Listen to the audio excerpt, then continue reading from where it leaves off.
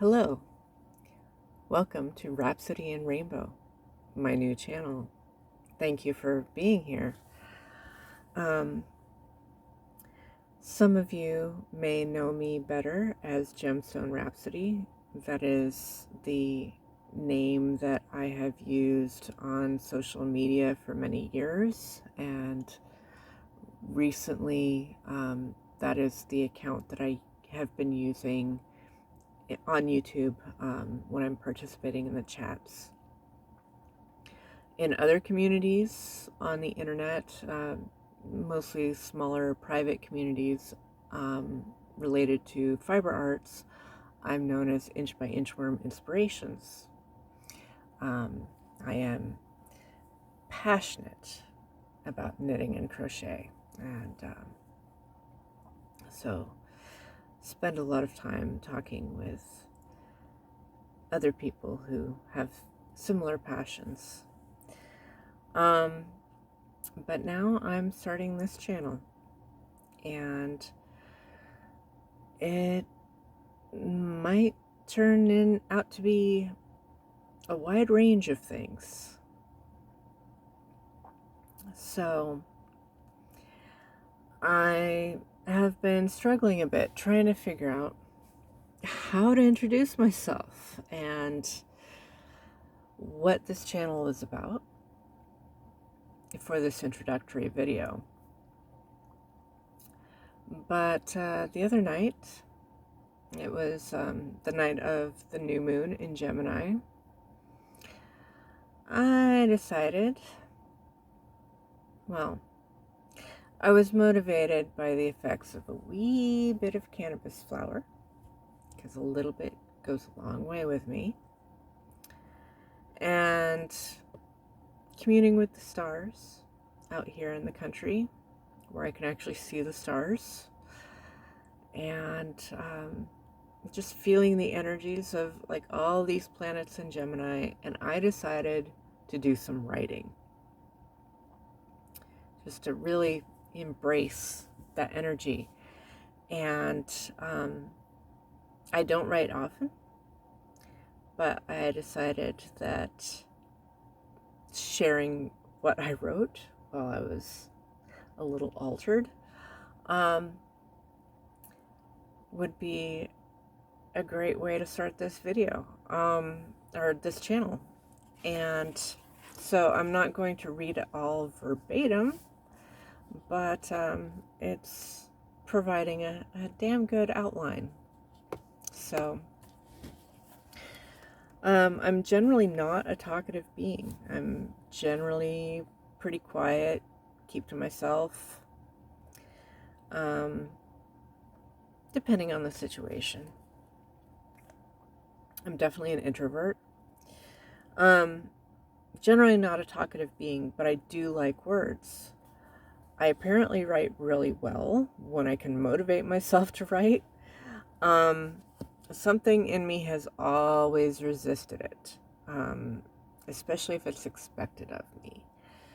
I hated writing assignments as a kid, which is why I got so damn good at math, because I would actually procrastinate writing any reports, creative writing, any homework that had to do with writing.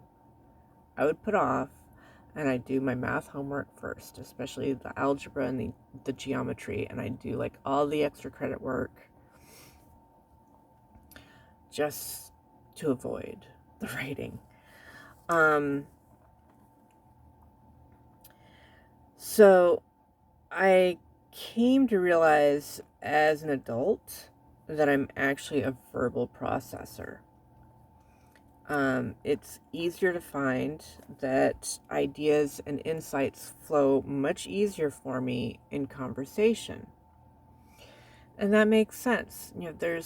When you have feedback, it's on your ideas, it can be a very catalytic process. This happens a lot with my partner and I.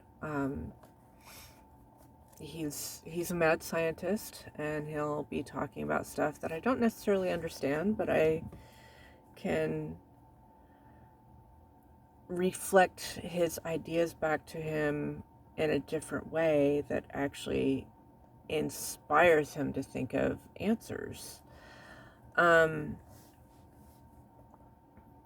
For me, I have always done my most profound thinking and processing by having imaginary conversations in my head. And you would think, like, being a spiritual person, that I'm having conversations with my guides, but no, it's nothing that that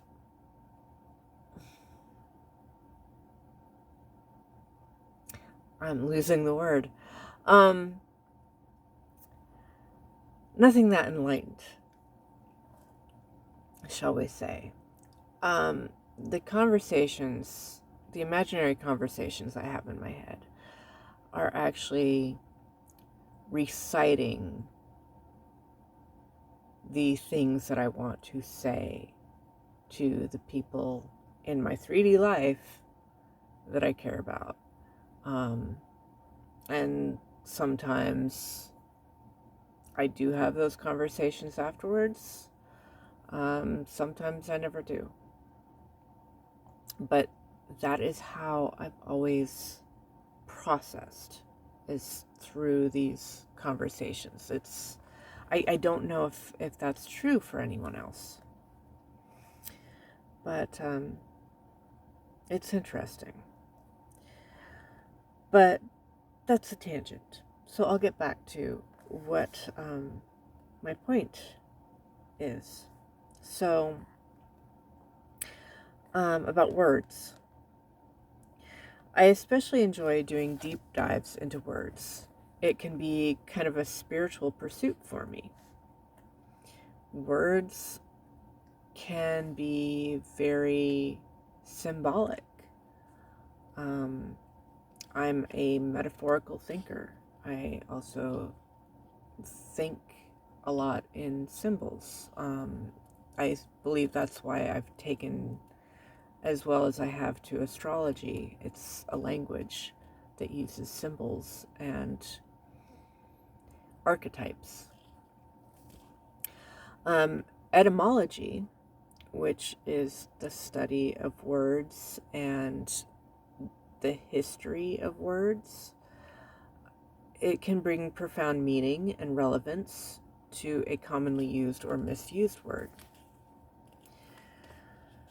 So, when I decided to change my name 15 years ago, which I can't believe it's been that long ago,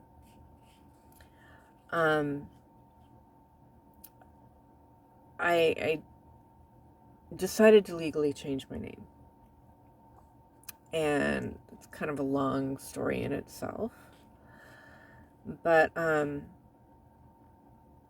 I felt the cadence of my new middle name as it fit in between the two fossilized gemstone names that make up my first and last names. So I've always been Amber, and as some of you may know, amber is fossilized tree sap and also a color name. And for my last name, I chose Jet, which is also a fossilized gemstone. It's fossilized coal, and became popular, a popular stone for jewelry in the Victorian age, and is also a color name, jet black. So I felt this rhythm, this cadence, this musicality that fit between those two names. Amber, Jet. Amber, Jet. So I pulled out my thesaurus and my dictionary, and I flipped back and forth between them, looking up words, considering different words for like music, before I excavated the linguistic treasure that described and declared my life path. Rhapsody. I looked it up online again, and the definitions I found are a little different from what I remember from my physical dictionary. And unfortunately, my dictionary is currently, and my thesaurus, they're both currently packed away in boxes, in storage, because I've just moved. But the definitions that I did find are providing some interesting food for thought. Like, even though they don't have quite the same magic that I remember from the definitions I found years ago, it's providing some very interesting food for thought in relation to who I am now becoming and how this word is relevant to my life now. So I'm going to share that. So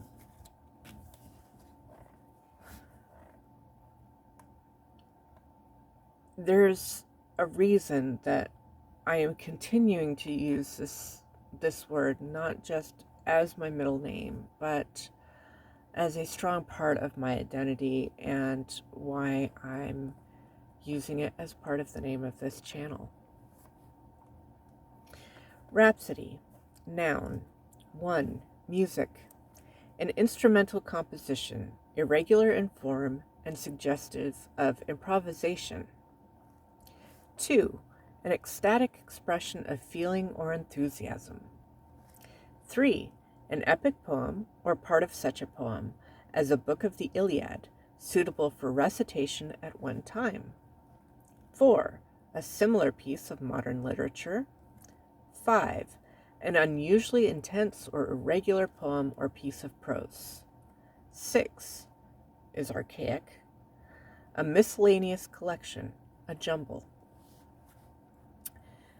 The etymology is especially interesting. Origin dates around 1535 to 45. That's the first time in writing, I guess.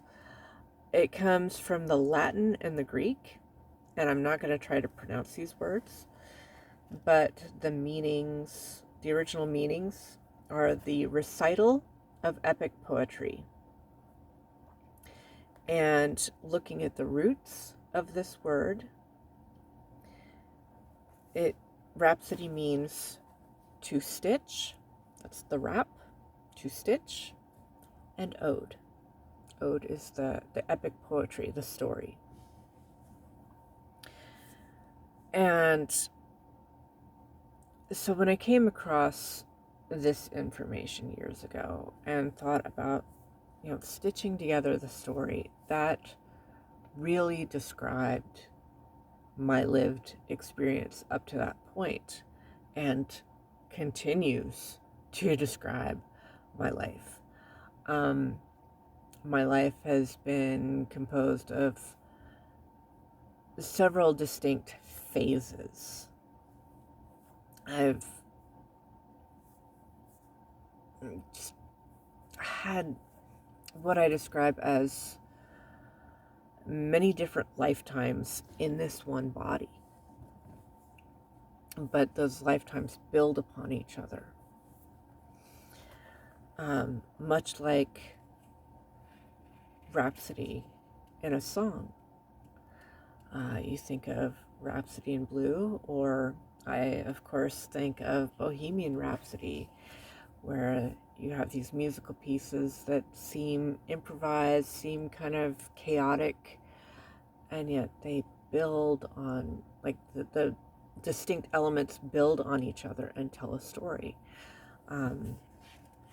with a lot of ecstatic expression of feeling and enthusiasm.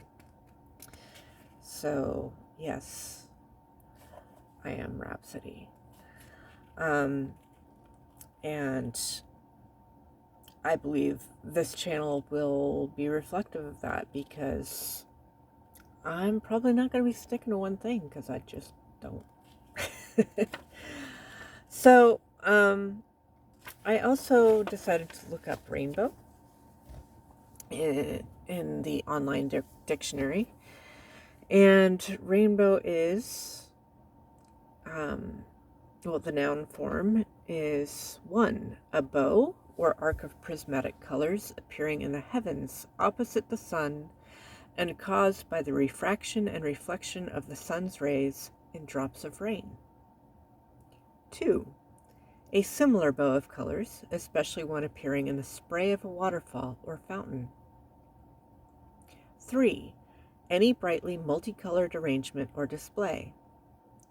4, a wide variety or range. 5, a visionary goal. 6, rainbow trout.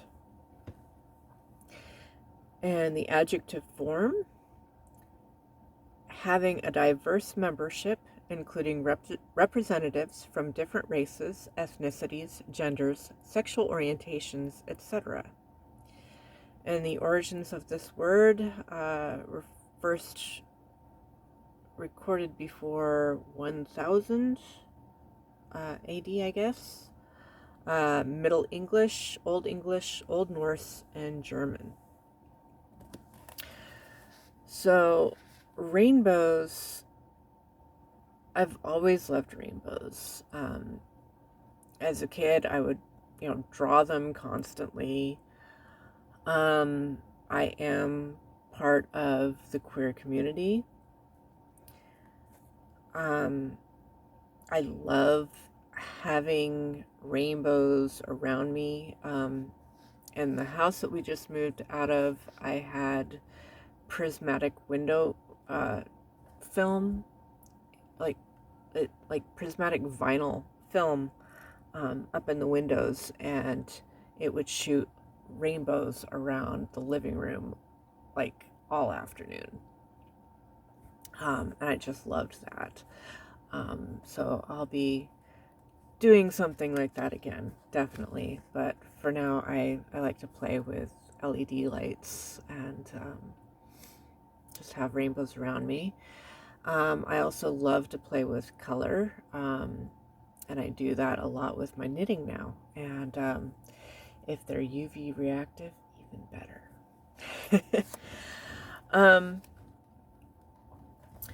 I live in Oregon, and we get some spectacular rainbows here, especially in the spring, like around April, May. And it's not uncommon to see double rainbows here. So if you haven't seen a double rainbow in your lifetime, come to Oregon in the spring. They're spectacular, especially if you've got like nice dark storm clouds as the backdrop. And they're really vivid. But seeing double rainbows is really interesting from a kind of a scientific perspective, because I observed that there is actually a 3D structure. When you see a double rainbow, you see the arc. It goes from red to purple, violet.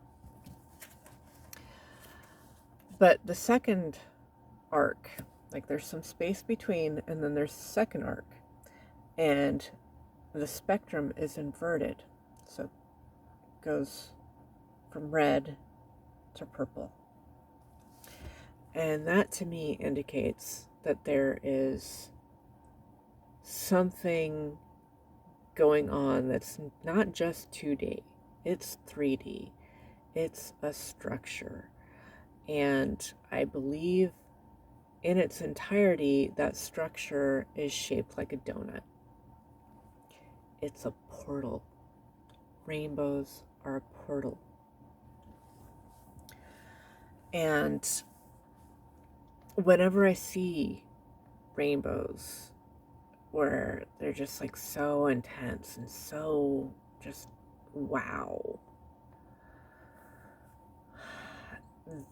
those sightings have marked profound changes in my life. Timeline shifts. The rainbows are the portal into a timeline shift, in my experience.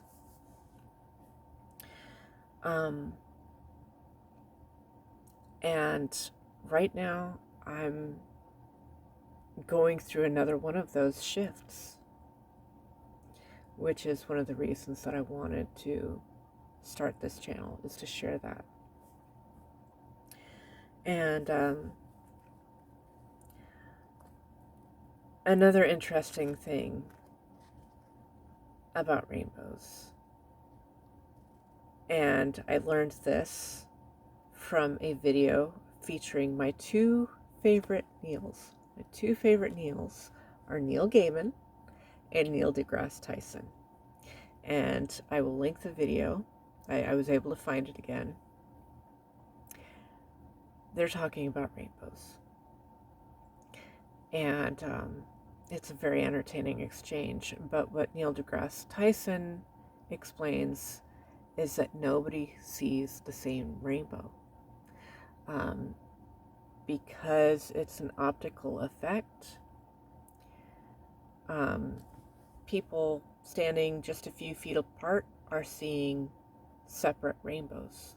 So rainbows are individualized. And I think that's beautiful.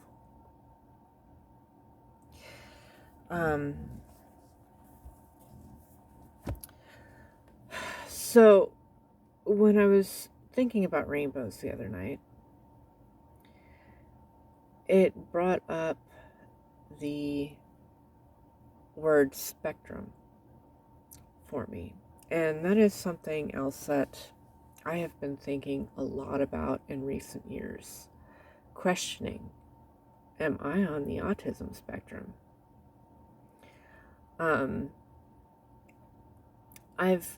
My partner is. He was diagnosed shortly before we met.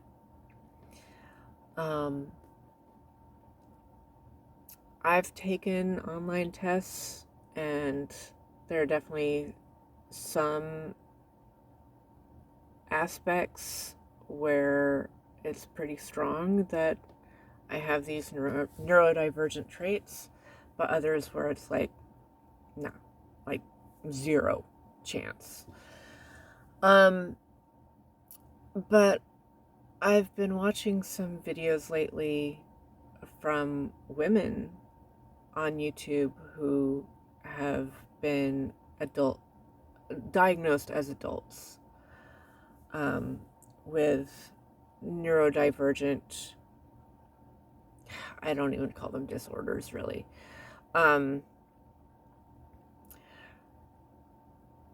neurodivergent types such as Asperger's and ADHD.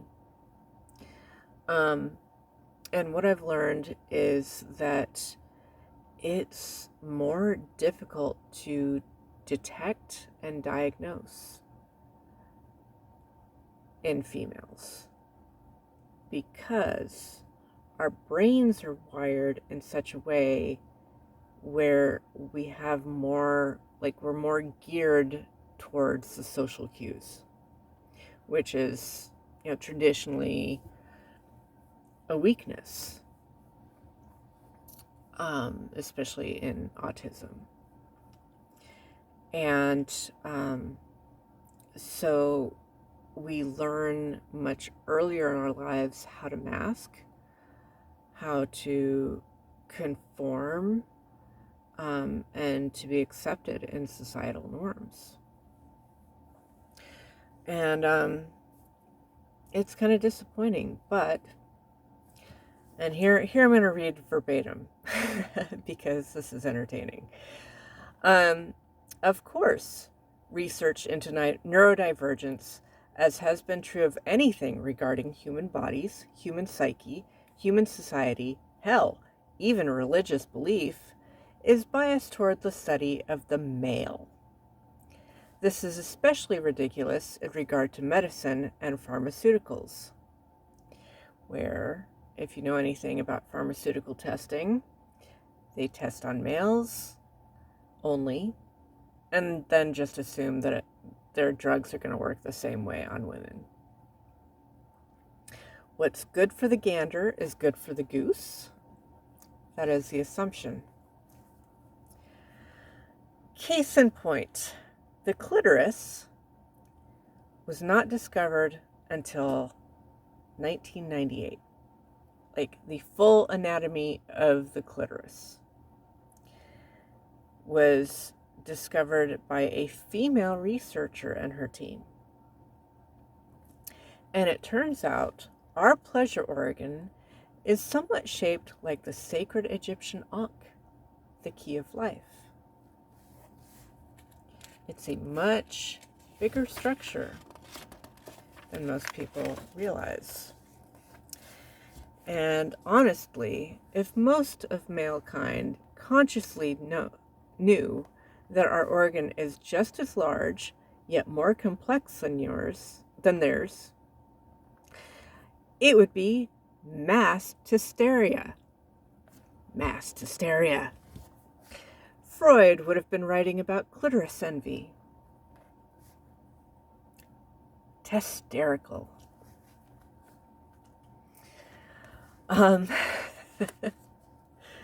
Anyway, if you don't know about that, I suggest you look it up. Originally written about or discovered in 1998. I think I learned about it in 2012. And it's still really not common knowledge. And that's a shame. So, is that it? I think that might be all that I wrote. So, anyway, almost at half an hour. So I will wrap this up. But, that's a taste. I will be sharing more of my journey as I'm navigating changes in my life. I may do some psychic witchy woo-woo stuff. I recently took a class on channeling, and turns out I'm kind of good at it. I might do some interesting card pulls. I might just share my perspective on different aspects of life, and what I've been through, health stuff, relationship stuff, mental health, creativity. I'll definitely be, showing pictures of pretty yarn as I'm making stuff with it. And so yeah, that's what's up. And I'm really excited to play a more active part in this community that I have recently found here on YouTube. And I hope that my contribution is valuable. So thank you so much for watching, and subscribe if you're interested. And I will be sharing more with you soon. Bye-bye.